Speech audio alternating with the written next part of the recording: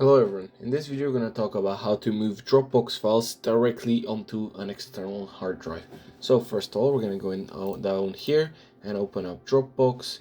Once we're here, we're going to go over here and go to Preferences.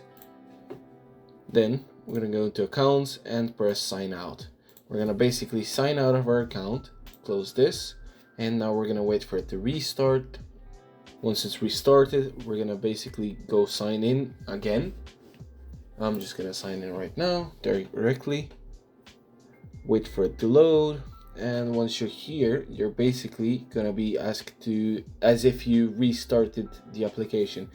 Welcome back. You're gonna press next, keep your plan or whatever, and then that is pretty much it. Then once you're done with that, we're gonna go into advanced settings, and right here we can choose your Dropbox folder location.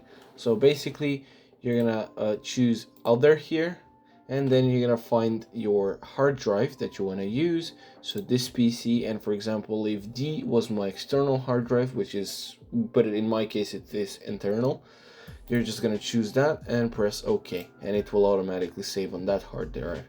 Anyways, thanks for watching. Make sure to leave a like, share, and subscribe, and see you in the next one. Goodbye.